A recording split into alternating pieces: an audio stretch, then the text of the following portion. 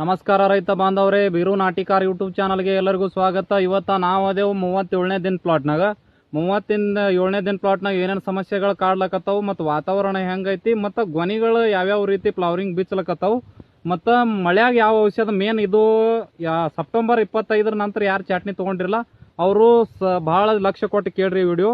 ಯಾರು ಮಳೆಯಾಗ ಪ್ಲಾಟ್ಗಳು ಸಿಗ್ಲಾತಾವಲ್ಲ ಅವ್ರು ಸ್ವಲ್ಪ ಜಾಸ್ತಿ ಲಕ್ಷ್ಯ ಕೊಟ್ಟು ಕೇಳ್ರಿ. ಬಿಜಾಪುರದಾಗ ಪೂರ್ತಿ ಬಿಜಾಪುರ ಭಾಗದಾಗಂತರೂ ಪೂರ್ತಿ ವಾತಾವರಣ ಅಂತ ಪೂರ್ತಿ ಹೊಲಸಾಗಿಬಿಟ್ಟೈತಿ. ಹೆಂಗಪ್ಪ ಅಂದ್ರೆ ನನಗೆ ನೋಡ್ಲಿಕ್ಕಾಗಿ 2-3-4 ದಿವಸ ಆಯಿತು.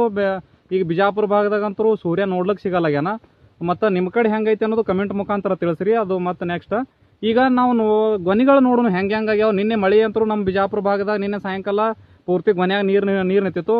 ನೀರು ನಿಂತಾಗ ಗೊನ್ಯಾಗ ಹೆಂಗೈತೆ ಅನ್ನೋದು ಆ ಗೊನಿ ಚಿತ್ರನ ನೋಡೋಣ ಬರ್ರಿ.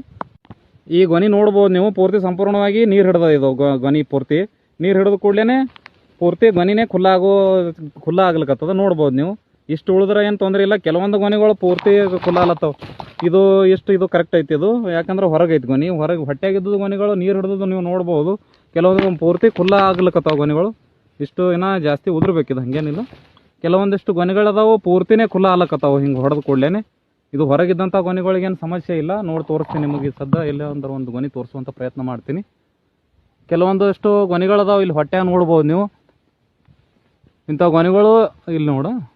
ಇಂಥ ಗೊನಿಗಳು ಏನದಲ್ಲ ಸ್ವಲ್ಪ ಬಡ್ದು ಕೂಡಲೇ ಪೂರ್ತಿ ನೋಡಿ ಖುಲ್ಲಾನೇ ಆಗಿಬಿಡ್ತು. ಹಿಂಗೆ ಪೂರ್ತಿ ಹಿಂಗೆ ರೆಕ್ಕಿ ಕೆಲವೊಂದಿಷ್ಟು ಏನಲ್ಲತ್ತಾವ ಪೂರ್ತಿ ಖುಲ್ಲ ಆಗ್ಲತ್ತಾವ. ಅದಕ್ಕಾಗಿ ದಯಮಾಡಿ ರೈತರು ಏನು ಮಾಡಬೇಕಪ್ಪ ಅಂದ್ರೆ ನೀವು ಈ ಹೇಳುವಂಥ ವಿಷಯ ಕಡೆ ಜಾಸ್ತಿ ಲಕ್ಷ್ಯ ಕೊಡ್ರಿ. ಮಳೆಯಾಗ ಏನು ಮಾಡಬೇಕಪ್ಪ ಅಂದ್ರೆ ನೀವು 100 ಲೀಟರ್ ನೀರಿಗೆ 100 ಗ್ರಾಮ್ನಂತೆ ಸಲ್ಫರ್ 80 WDG, ಅದ್ರ ಜೋಡಿ M45 100ಕ್ಕೆ 200 ಅದ್ರ ಜೋಡಿ. ಆಮೇಲೆ ನೀವು ಬಡ್ಡಿಗೇನು ಬಿಡ್ತಿರಲ್ಲ SOP, ಆ ಬಡ್ಡಿಗೆ 50 kg ಬ್ಯಾಗ್ ನಂದು SOP 100 ಲೀಟರ್ ನೀರಿಗೆ 200 ಗ್ರಾಮ್ ಅಂತೆ SOP ಹಾಕೋಬೇಕು. ಇಷ್ಟು ದಯಮಾಡಿ ರೈತರು ಮಳೆಯಾಗ ನೀವು ಹೊಡ್ಕೊಳ್ಳೇಬೇಕು. ಅದು ಹಂಗೆ 3 ತಾಸಿನ ಒಳಗೆ ಹೊಡ್ಕೋಬೇಕು. ನೀರು ನಿಂತು ಗೊನೆ ಒಳಗೆ 3 ತಾಸು ಏನಾದರೂ ನೀರು ನಿಂತಪ್ಪ ಅಂದ್ರೆ ಪೂರ್ತಿ ಡೇಟ ಕೊಳತು ಹೋಗ್ಬಿಡ್ತದ. ತಾಸಿನ ಒಳಗೆ ನಿಮಗೆ ಮಳಿನೂ ಬಿಡ್ಲಿಕ್ಕೆ ಕಂಟಿನ್ಯೂನೇ ಮಳೆ ಆಲಕತ್ತು. ಒಂದು ವೇಳೆ ಸಪೋಸ್ 3 ತಾಸು ನಿಮಗೆ ಮಳೆ ಬಿಡ್ಲಿಲ್ಲಪ್ಪ ಅಂದ್ರೆ ನೀವೇನು ಮಾಡಿರಿ, ಆ ಮಳೆಯಾಗೆ ಹೊಡ್ಕೊಂಡ್ಬಿಡ್ರಿ. ಈ ನಾ ಹೇಳ್ದಂಥ ಔಷಧಿ ಏನದಲ್ಲ ಇದು ಮಳೆಯಾಗೆ 3 ತಾಸು ಒಳಗಾಗಿ ನೀವು ಗೊನೆ ಒಳಗೆ 3 ತಾಸು ಕಂಟಿನ್ಯೂ ನೀರು ನಿಂಡ್ರು ಬಿಡಬೇಡ್ರಿ. ಆ 3 ತಾಸಿನ ಒಳಗಾಗಿ ಈ ಹೇಳಿದಂಥ ಔಷಧನ ನೀವು ಸ್ಪ್ರೇ ಮಾಡಿರಿ. ಮತ್ತು ಏನು ಮಾಡಬೇಕು, ಈಗ 36 ದಿನ 28-30 ದಿನದ ಆ ಕಡೆ ಹಿಂದ್ಗಡೆ ಇದ್ದಂಥವ್ರು ಏನು ಮಾಡ್ಬೇಕಪ್ಪ ಅಂದ್ರೆ ನೀವು HDPದು ಫ್ಯಾನ್, ಈ ನಾವು ಬಿಚ್ಕೆರಿಂದ ಹಿಂಗೆ ಗಾಳಿ ಹೊಡ್ಲಿಕ್ಕೆ ಬರೋದಿಲ್ಲ.